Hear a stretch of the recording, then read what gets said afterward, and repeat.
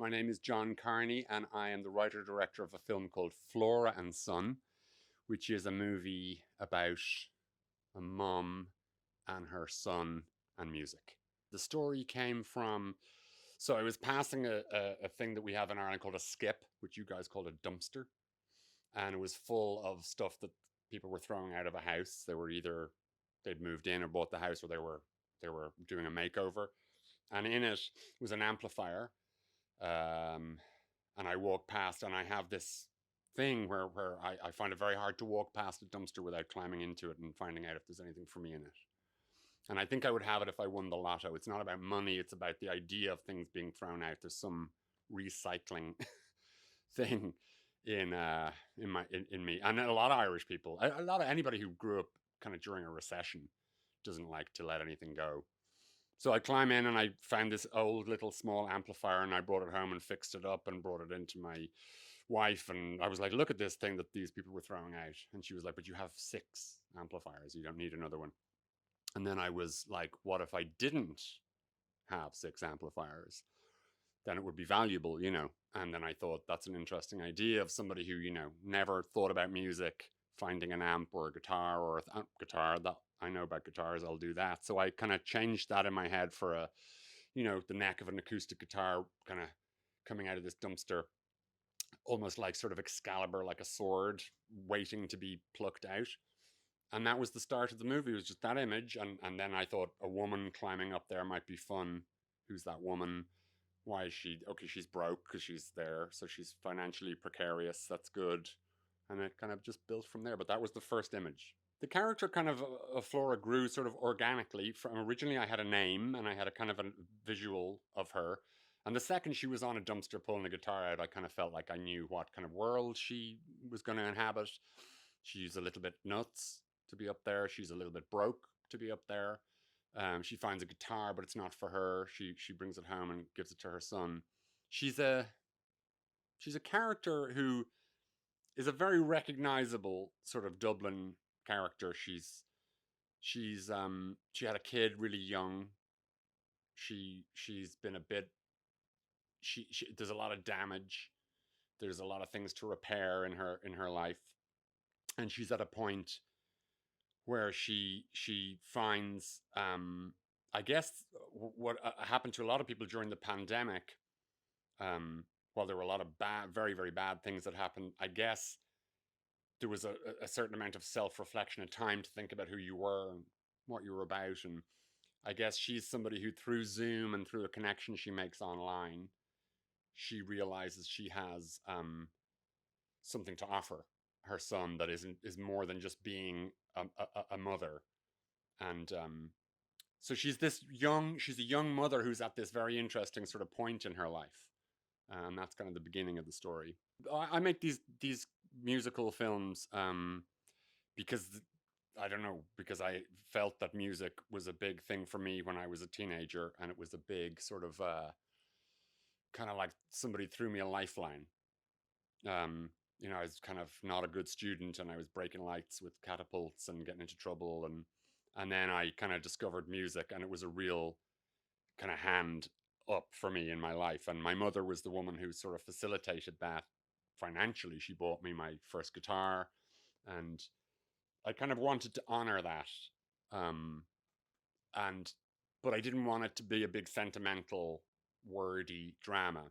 So I felt like music was an interesting way to say those things without saying them, and to show them, as opposed to sort of have big long conversations where it's like, hey son, I love you. I never wanted to say I love you, or I never said to my mother I loved her. But weirdly, this movie is a way of saying it. You know what I mean? Or when people don't say things that they normally say that we see them say in movies. So I wanted to avoid that, and music is the best way to sort of say what you want to say, but avoid being put on the spot. So Eve was somebody that I had met a couple of times, when she was kind of like a kid coming up, and then I heard she was an actor, and we watched her on TV, and she's like, oh, yeah, that's cool. And she was really good, and she looked kind of great, and she had a great vibe about her.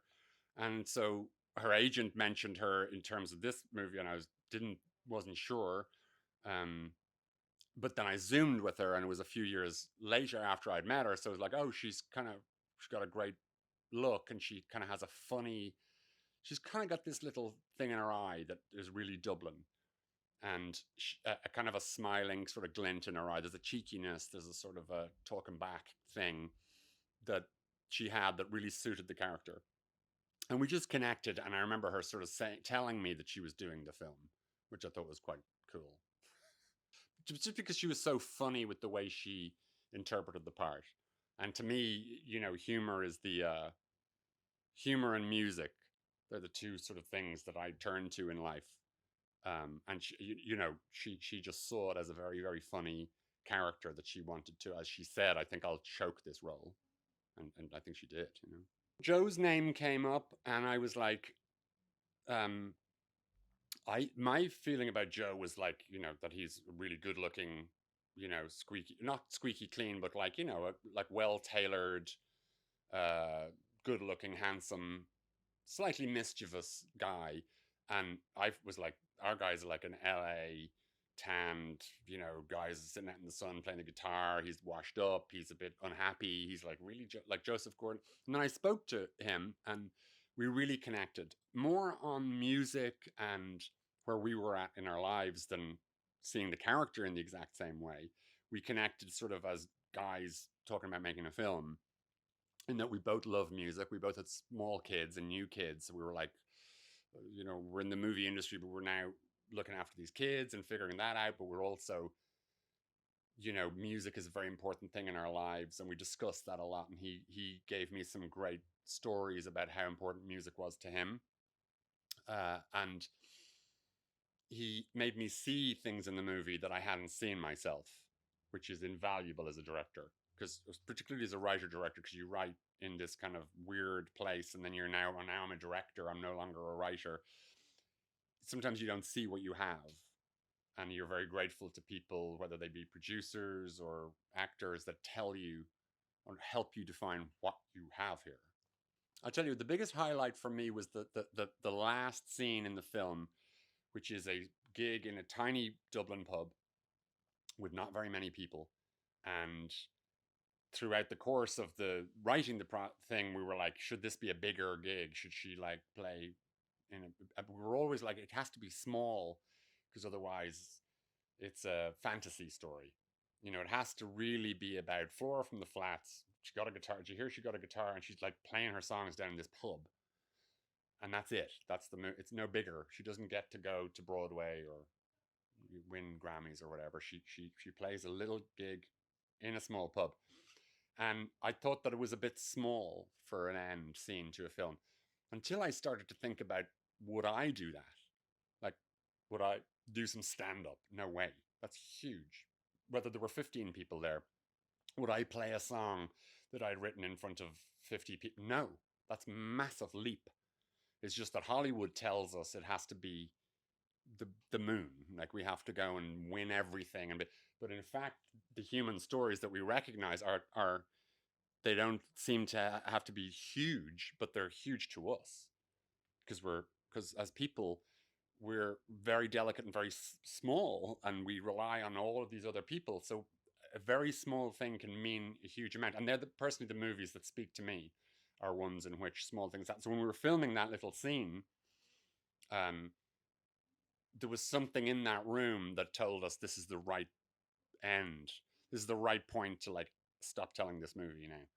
Just with her having a moment of personal triumph with her son and her husband and her potential future boyfriend or not on this laptop, and just that little weird Dublin kind of band on stage in front of 50 drunk Irish people.